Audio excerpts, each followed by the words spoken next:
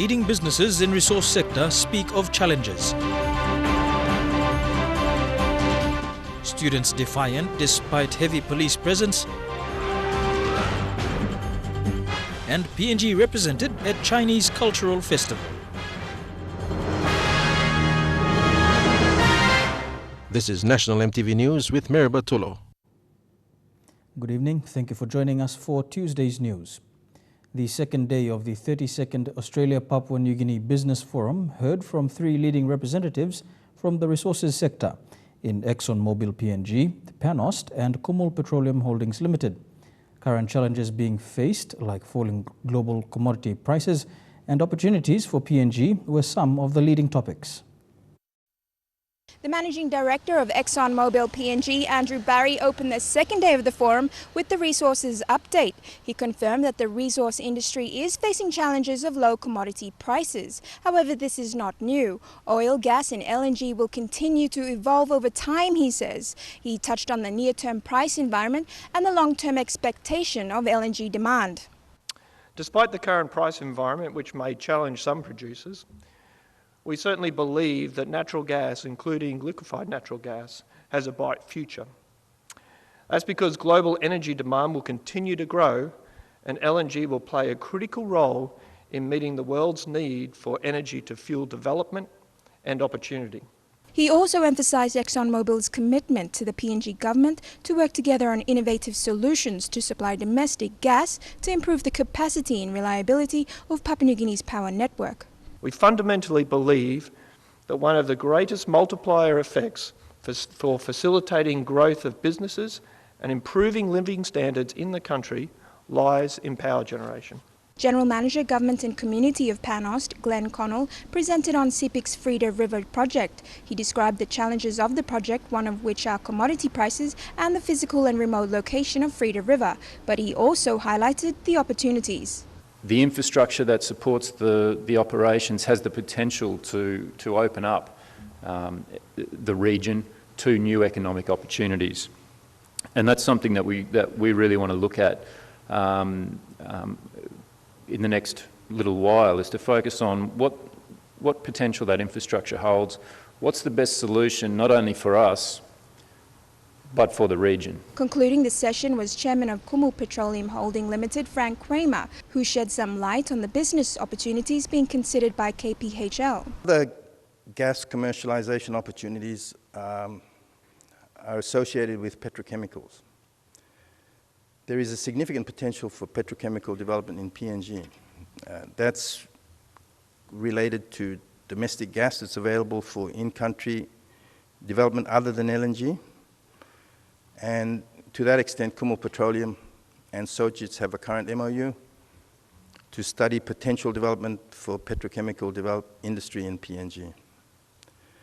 The national government, our national government, as well as the Japanese government, are very supportive of these potential development opportunities, which ultimately will lead to production of products such as cement, glass, fertilizer, plastics, etc.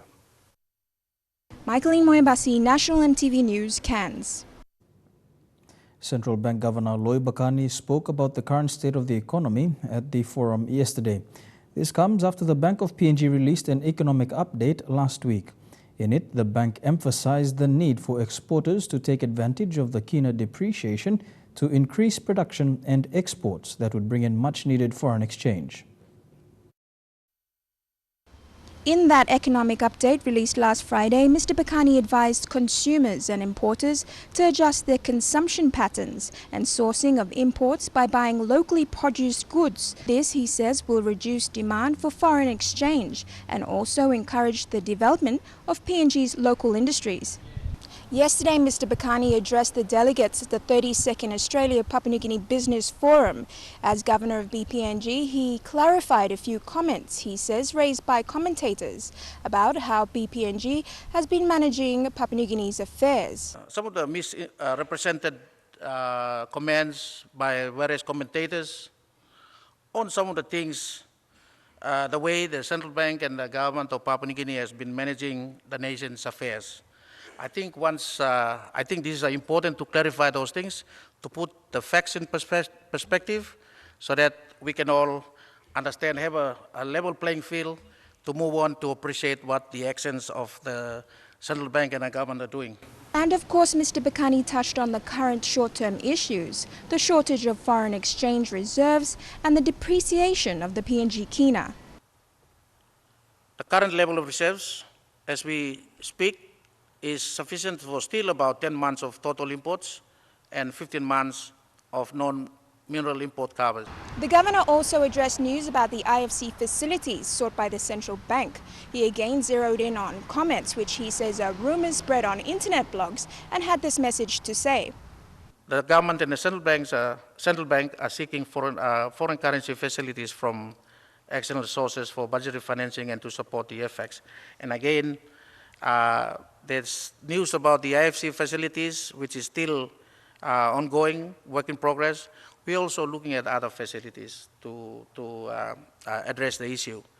So there's rumors going around in blogs and all that about some of these things. I think it's not helping us, not helping the economy in terms of addressing the real issue that the private sector is facing. Michaeline Moyabasi, National EMTV News, Cairns. The debate over the state of the economy continues between the opposition and the national government. Yesterday, opposition leader Sam Basil demanded the national government to tell the truth about the declining state of the economy. In Cairns, the Prime Minister assured investors that the economy is stable. Bethany Harriman with this report. Yesterday, the opposition leader Sam Basil made a series of calls to the national government and the central bank to come out clearly about the state of the economy. Many businesses are suffering. As I've said before, we are not importing enough. Some businesses will be forced to close. Most of our factories here imports. Most of our car dealers here imports. So most of our materials comes from overseas. We might as well shut most of the businesses after June if we cannot prop up any help for the foreign exchange, which is depleting. The central bank reports that foreign reserves at present is $1.7 billion or 10 months total import cover. Some companies are doing it tough. They're laying off some of the workers, but some of them are really looking at whether they can keep going. Basil's comments come after Lae Chamber of Commerce President Alan McLeay spoke out for Lae manufacturing companies that are struggling to secure foreign currency to pay for their bills overseas. It's nearly impossible because you just can't get the money to pay your suppliers. So I plead with the government, we have to do something about this foreign exchange crisis. While the debate is certainly alive domestically, the Prime Minister, Peter O'Neill, while addressing investors in Cairns during the Australia PNG Business Forum, said the economy is stable. But I can assure you that in the coming weeks, you will see an increasingly improved foreign currency availability, and we thank the commercial banks who are working closely, particularly Westpac, ANZ and BSP and Kina, who are working closely with central bank in addressing this issue with government. In a speech also in Cairns, Bank of Papua New Guinea Governor Lloyd Bakani said the bank and the national government is seeking foreign currency facilities in external sources and that the resource sector inflows should turn the whole situation around. He also said that the national government has already made large cuts to last year's budget and there are signs that it will make some more budget cuts to deal with ballooning debts. Bethany Harriman, National EMTV News, Lae. Despite all the happenings in the country, Papua New Guinea students overseas carried their flag proudly at the recent International Cultural Festival in China. Held on Saturday, the 14th of May, 15 PNG students from different parts of the country united to create an exhibition portraying the country's multicultural. The many colourful cultures of Papua New Guinea were proudly showcased at the 9th International Cultural Festival held at the Tianjin University in Tianjin Province, China. Students said the turnout from the PNG community living in China was unexpectedly generous, showing the true spirit of patriotism for PNG.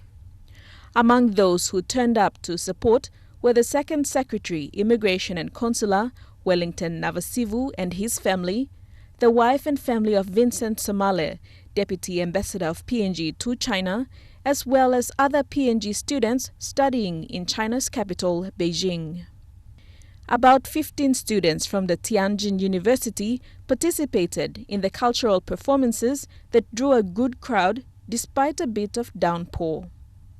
The students also put together an exhibition of face painting and traditional costumes that attracted Chinese nationals who even sought to buy some of the artifacts put on display. A student said the university was so impressed with the proud display of culture that it has requested the students to exhibit again next year. The students described the experience as a proud one. Despite all the happenings back home, they counted it a privilege to carry the red, black, white and gold flag in a foreign land. Deli Waigeno, National EMTV News. National EMTV News continues with the latest from the students' unrest at UPNG. That's after the break. Stay with us.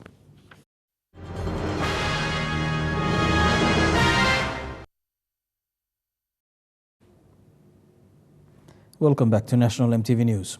Heavy police presence at the University of Papua New Guinea is not deterring the students from their stance to boycott classes.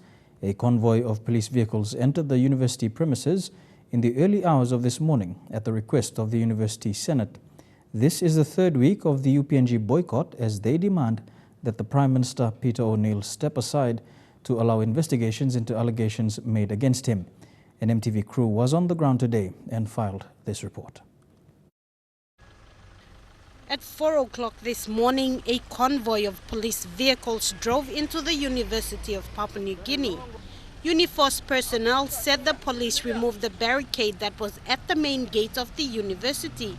They took up strategic locations in and around the university grounds. Police say they were there to maintain peace and normalcy in the university. They were there on the request by Professor Albert Melam, Vice-Chancellor of UPNG, and the University Senate to ensure that students who choose to return to class will be able to do so without intimidation. Despite the heavy police presence and classes being opened, no one is attending classes. Sources said after police arrived, female students dressed in black sat at the Forum Square to show that they are still united in their stance to boycott classes until the Prime Minister steps aside from office. The student body maintained their stance in their regional groups, and eyewitnesses said the national anthem was sung after they gathered this morning. At around 11 a.m., these PMV buses arrived at the UPNG main gates. They were there on the request of the students who planned on conducting awareness throughout the city today. MTV caught up with Wesley Warren, the SRC secretary, while the buses arrived at the main gate. And to spare our schedules, we are carrying out this mass awareness today. Even every police presence here, we have get permission from the Metro, the police in charge here, and now we are carrying this the awareness out. So they are giving us a green light because their presence here is only to protect the university premises, the staff here, and all these people here. While we were still talking to Warren, the police ordered all the buses to leave the university premises and the students to go back to the Forum Square. We have already got the approval from verbal approval from a police in charge here, and he gave us the green light to get the buses in and get the students out for the awareness, but I don't know what this. We followed the students back to the Forum Square where we spoke with a student leader, Desmond Koki. Long police long sympathy go out, people don't go out long walking protest, people don't go out long walking on violence, people don't go out long walking on causing on sagas or when the disturbance. No, we only to go out to address to tell our guidance that people is stop awesome. So the parents must somewhere also people student people in the school just because of such issues going up. Even myself, me look awesome. Police will get right to come start. Yes, as a safety. No good people to awesome. All students will strike or all boycott awesome. Then not come in the walking disturbing schools na province long states so good will come start. But our stance is clear that people boycott the class. That is still as a remains. Will continue on until further such times until the Prime Minister step down. Otherwise, our class will still continue. However, NCD Metropolitan Superintendent Ben Turi, who is in charge of the operations at the university, said he has received a letter from SRC Secretary Wesley Warun, but he did not give approval for the students to leave the campus to conduct awareness.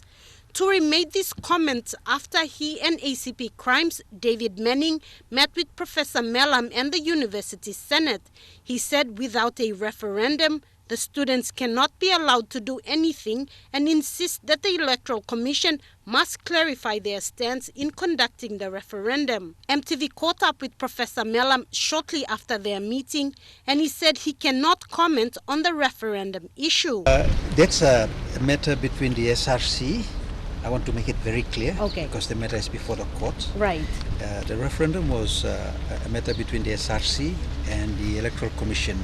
The university passively assisted. We went through the motion. What we know is that the Electoral Commission has taken the matter to the State Solicitor for further advice. Right. And that's all. That's where it is. Okay. We don't know as well. MTV witnessed a student leader handing Turi a letter requesting for clarity on police presence on campus and for Turi to give them time to explain their reasons for carrying out their awareness off campus. Sarah Aupong, National MTV News.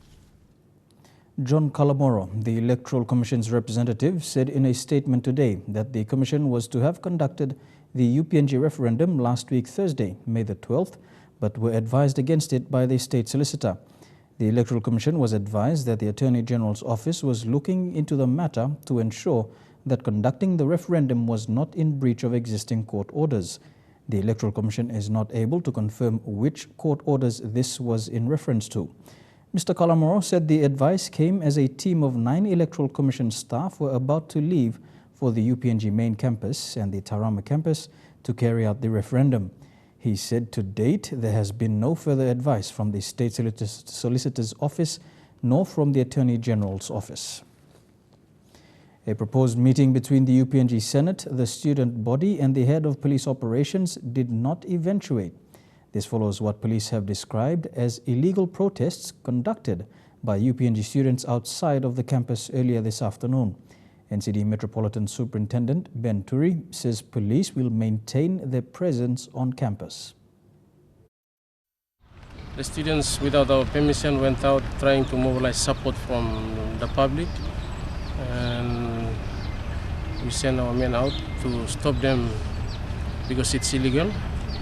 They have no any majority rule from the referendum because the referendum was annulled. So according to the SRC constitution, any boycott or any awareness or protest, the majority of the students must rule through the ballot paper. In a media statement this afternoon, Chief Secretary Isaac Lupari responded to a notice being circulated about a Thursday, May 19th shutdown in the city. Lupari said the instigators of this notice will face the full force of the law. He said the calls for anarchy by the agitators is entirely separate from student protests, and due to the serious nature of threats of violence, the National Security Advisory Committee will now convene to discuss the matter. The notice being circulated is signed by the coalition of civil society groups. He said students must not be misled by the agitators and to make their own judgments, and that the matters they are promoting is also before the courts, so cannot be properly discussed until they run their course. He said people behind any protest must know there are clear and proper processes, and these must be followed because this is the law. In other news, the Provincial Education Board has terminated 5 students from Markham Valley High School whose actions triggered a clash in the Markham district of Morbe province that claimed 10 lives. Provincial Program Advisor for Education, Keith Jiram, says the Provincial Education Board has directed the school's governing council to terminate those students. All Markham primary schools, Markham Valley High School and a technical college have been suspended for an indefinite period.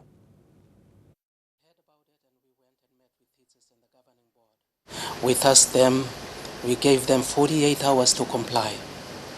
and providing the report, providing the minutes and the previous minutes of the governing board, whether actually they deal with that student discipline issues. And the principal and his chairman of the governing board complied, submitted the report, and the report indicated they have dealt with the students involved. And the actions were taken, and PEB endorsed the decision. While a National Land Review Act forum held in Kokopo this week is looking at giving priority to Papua New Guineans to develop their own land and not be spectators. Lands and Physical Planning Minister Benny Allen says the current Land Act is old and needs to be reviewed and rewritten. The new act will concentrate on phasing out the controversial SABL that has become the center of landowners' concerns in recent years. The forum follows a backlog of land issues regarding exploitation of resources involving foreign developers. Edwin Fidelis reports from Kokopo. The forum that began yesterday in Kokopo brought together landowners from the 4 New Guinea Islands provinces. In the next 2 days, they will be discussing underlying issues in the PNG Land Act of 1996 and other land issues under this law that need to be fixed. One such is the controversial Special Agreement and Business Lease, or SABL, that got vast criticisms from numerous landowner groups all over the country. The Land and Physical Planning Minister, Benny Allen, told the landowners in Kokopo today that the government is embarking on a plan to phase out the SABL. Government took out a blanket decision to say cancel all SABLs. What have come to the fore have been the issues surrounding land tenure deals between the landowners, foreign developers and the government. The landowners say they want that changed, and they say they want to develop their own land and not foreign companies to take over their land while they sit and watch.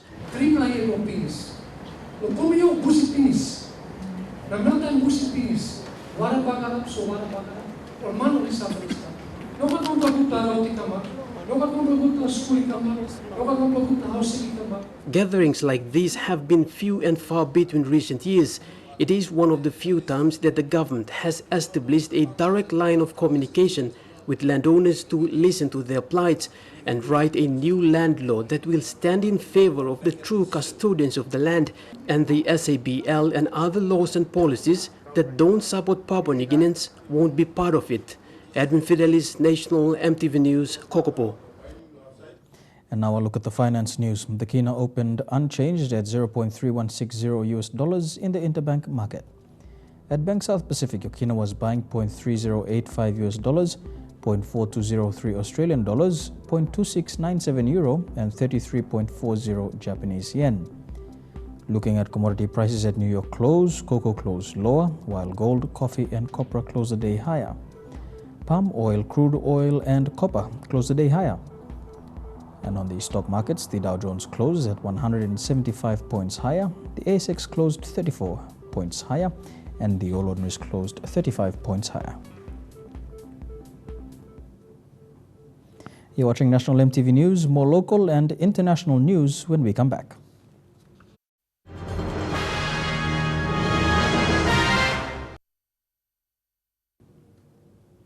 Welcome back to the news.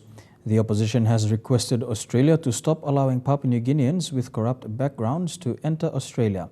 Opposition leader Sam Basil says Australia must now exercise the G20 anti-corruption resolution and prevent the entry of foreign corrupt officials, including Papua New Guineans. Australia is a signatory to the G20 anti-corruption resolution. The opposition leader is calling on Australia to restrict the entry of Papua New Guineans with corruption background. Australia is a party to the G20 anti-corruption resolution. Under the G20 anti-corruption resolution, Australia has laid out strict regulation against transnational crime and corruption. The opposition leader believes Australia is not exercising this on Papua New Guineans because of the asylum seeker deal on Manus Island. So now I'm calling on the Australian government, under the G20 anti-corruption resolutions, to prevent or restrict the entry of foreign corrupt officials into their country must be exercised now. However, he said with the Supreme Court ruling that declared the detention of asylum seekers illegal and unconstitutional, he requested Australia to fully implement the G20 anti-corruption resolutions. Misabi osem Australia government only suruklikliklo eklo display because of asylum seekers processing center. Now koti rausim finish na missing out to Australia government osem.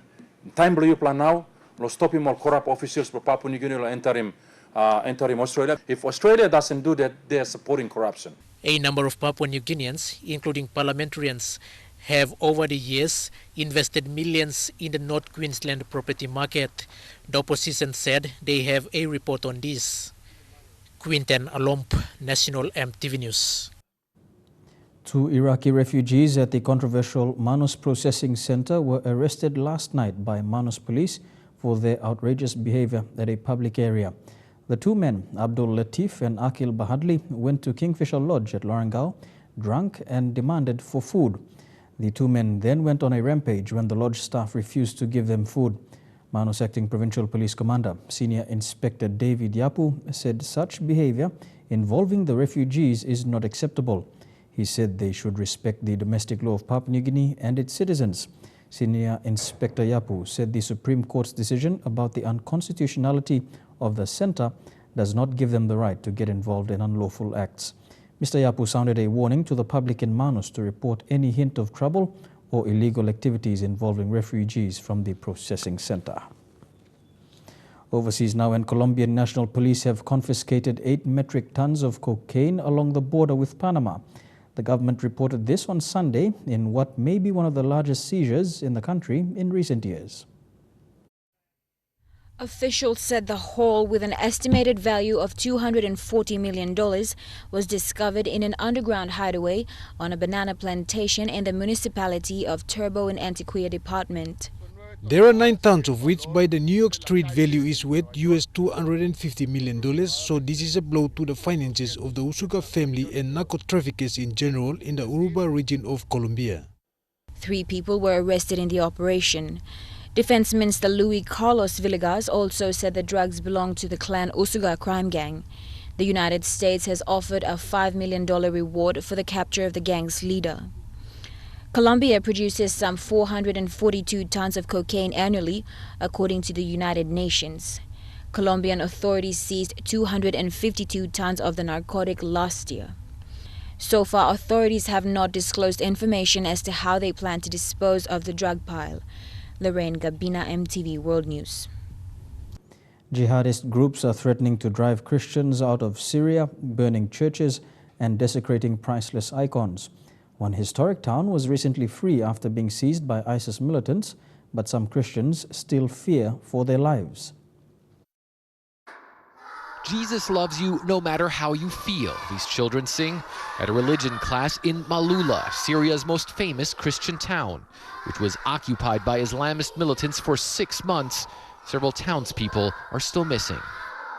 I want things to be better like they were before, and for the kidnapped people to come back, 7-year-old Gabriela says. Similar words from 8-year-old Berla Amoun. I want Malula to be better and more beautiful than it used to be, she says. Shocking, their reaction when I ask how many of them have had to flee their homes.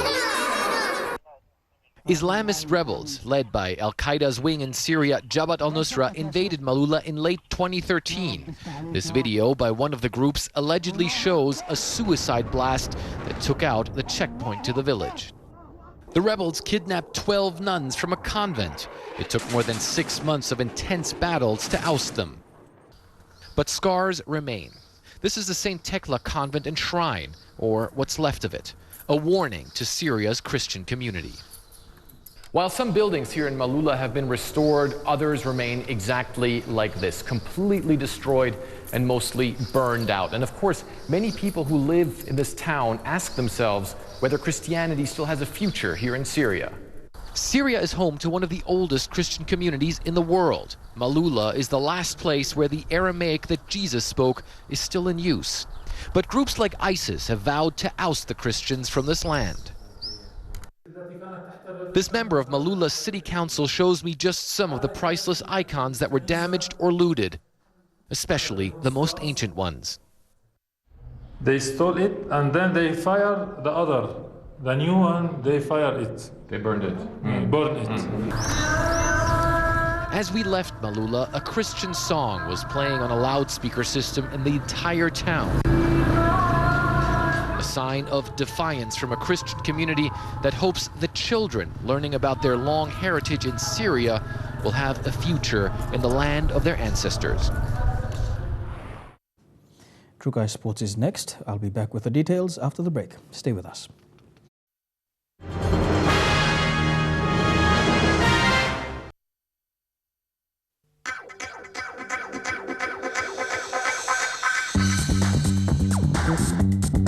True Guy Sports.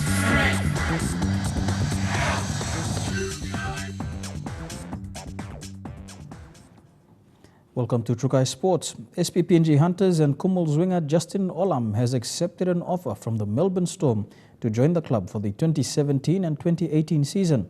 The contract with the Storm is subject to Olam passing a full medical check in Brisbane next week. The Storm contract means Olam will be based in Melbourne and training full-time as a member of their NRL team. Olam says he was shocked when he was told and never expected to make it into the NRL in such a short period of time, having debuted for the Hunters only this year. First year with the Hunters, I thought such of a will come like next year 2017 or even after the World Cup if we made it. But then it happened and I'm very grateful. I couldn't say anything. PNG RFL CEO Bob Cartmore says Olam's dedication and commitment to training has paid off over the last 8 months with the Hunters. Senior staffs of the PNG RFL and SPPNG Hunters have been in discussion with the Storms.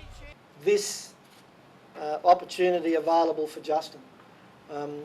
Craig Bellamy in his statement, they've been watching Q Cup games on video since beginning of the season.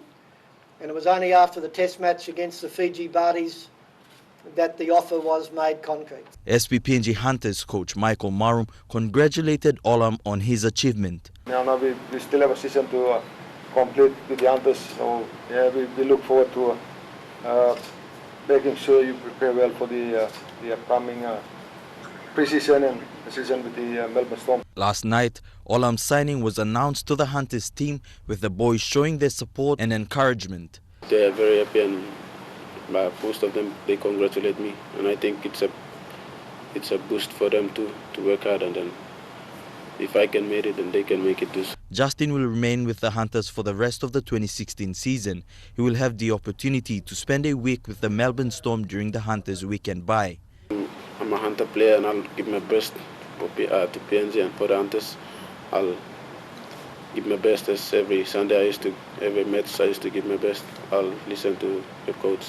With the outstanding performance of the SPPNG Hunters in the Queensland Interest Super Cup and the recent success in the Test arena, this will see other players be given the opportunity to try their skills in the NRL. Now they have the front and Justin Olam, the winger. Elijah Levet, National EMTV Sports. To football, and the Hekari Central Cup aims to provide a pathway for more rural-based footballers from the Central Province to feature in bigger tournaments throughout the country. With Hekari's success on the regional stage and reaching the pinnacle of international club football in 2010, the club is looking to ensure a continuous cycle of Central Province players through their ranks, joining the likes of Gure Gabina, Tawini and Kema Jack. Former Hekari goalkeeper and one-time PNG international Gure Gabina expressed excitement at the prospect of more Central players joining Hekari in the future.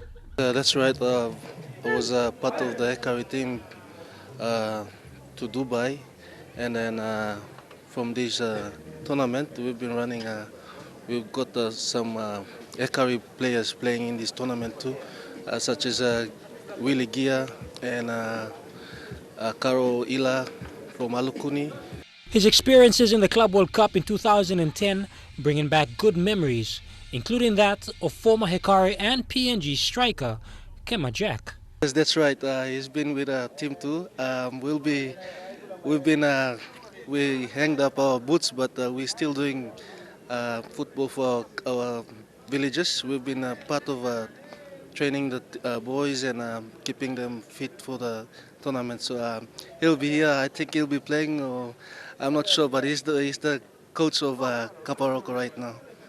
The most romantic story is about the striker, Kema Jack, a fisherman whose first club side had to wait until the tide went out before they could play on their pitch.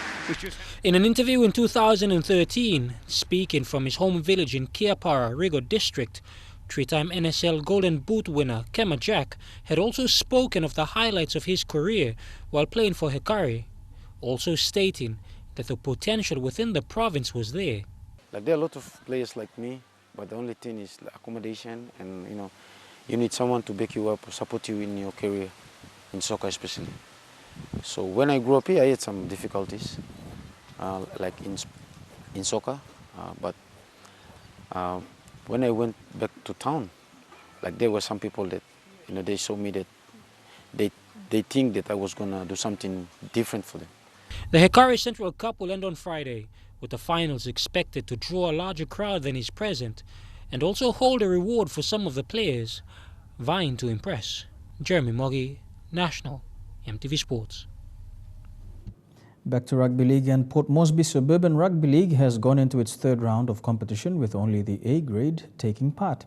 With 17 more rounds to go, other divisions are yet to take part as they have not paid their registration fees. Recognizing that the level of competition is lower, the organizing committees are making exceptions for late registration, which will give a chance for all clubs interested to take part. The Under-20 Women's Games will start next week once they pay their registration fee. Fortunately, we run the competition late because it's required, even though they are affiliated, but then the players need to get themselves registered. So as it is now, as of today. Port Moresby Suburban Rugby League Chairman Peter Wise said Suburban Rugby League is aimed at creating a pathway for players to grow and excel in the sport. Mr. Wise said as the competition continues, a team will be selected to play in the Corporate Nines competition for PNG Games and CDC team selection. He added the top 4 teams from this competition will also undergo selections for the Northern Zone Cup, which will be held in Northern Province in August. The competition has been basically picking up. From where we started back in 2008, we have only 8 clubs, and then from there it built up to 19 clubs last year. And for this year, it has grown up to 28 clubs of shown interest. So basically, the interest is there, but we are actually been limited due to the limitation of the facilities, the finances, and the technical expertise we have. The competition's grand final is scheduled to be in September, and the off-season kicks off in November. Dinero Strico, National EMTV Sports. Trukai Sports continues after this break. Don't go away.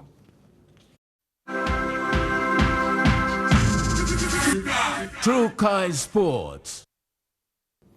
Welcome back to Trukai Sports. Capital Rugby Union Development Program will be affiliated with primary and secondary schools in Port Moresby. This program will kick off in mid-July when Term 3 commences. Now that the CRU 2016 season is over, the focus now is on its development program by attaching schools to clubs for mentoring purposes. The program is aimed at teaching students the basics of rugby union as well as the proper rules of the game and identifying young talent. Part of the curriculum, the school curriculum. So if we can work alongside with the school curriculum, it will really effectively work because then you have teachers there that will really want to take part in the rugby union and teaching rugby union.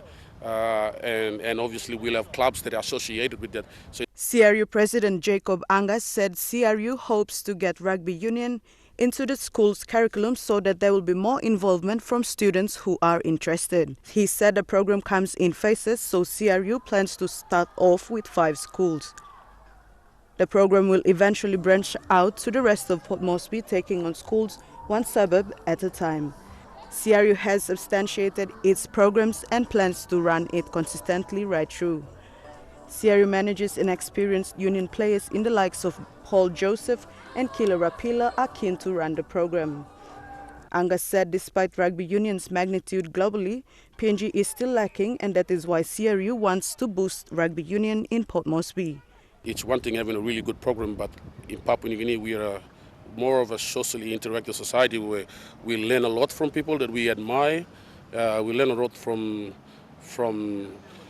let's say in rugby league, you follow the hunters, and when the hunters come and teach you, even though you've got the program really well set out, it's more they learn from the people themselves. So if we got all our expert books to come back and help the younger ones coming through, which we intend to do, the learning process kind of fast-tracked a bit. Dini Rose Raiko, National EMTV Sports. To Super Rugby, in round 13 of this year's season, the Queensland Reds are up against Japanese franchise Sunwolves, while the Chiefs take on the Rebels, and in the South African Conference, the Bulls take on the Stormers. The highlight of this weekend's matches, however, will be against table leaders Crusaders and Australian Conference leaders the Waratahs. Crusaders remain on top of the overall Super Rugby standings, but the Highlanders closed the gap last weekend, proving they still have Super Rugby Championship winning qualities after a 34-26 win over the table leaders. This weekend, the Crusaders take on the New South Wales Waratahs, who had extended their unbeaten run in the competition to 4 matches after a 31-8 defeat over the Bulls in Sydney. Phipps almost through, not tackle, gets up and goes again, and it is a try. However, moving forward from last weekend's win, the Tars will be without star Wallaby and fullback Courtney Beale after sustaining an injury to his knee. Scrum half Nick Phipps will be expected to maintain his form after scoring 2 tries over the weekend. Just his support lines are magnificent, and Palau started it and throws the last pass. The match kicks off at 5:35 p.m. on Friday in Christchurch. Lorraine Genia, National EMTV Sports. And that ends Trukai Sports. We'll have your weather details for the next 24 hours after the break. Trukai Sports.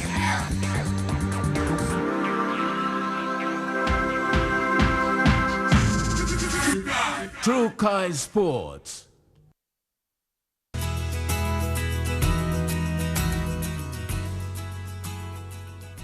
Taking a look at the weather forecast for the next 24 hours in the southern region, Port Moresby and Daru fine, mostly fine in Alota and Popondetta, and a shower or 2 in Kerema. To the Momasi region, mostly fine in Lae, Wau, Medang and Vanimo, a shower or 2 in Wewak. To the New Guinea Islands region, a shower or 2 all across the region. And in the Highlands region, Mount Hagen, Goroka, Kundiawa, Mendi and Wabeg, fine weather over the next 24 hours. Before we go, recapping our main stories for tonight. Leading businesses in resource sector speak of challenges. UPNG students defiant despite heavy police presence, and PNG represented at Chinese Cultural Festival. And that's the news, sports and weather for today, Tuesday the 17th of May 2016. On behalf of the EMTV News team, I'm Merabatulo. Pleasant viewing. Good night.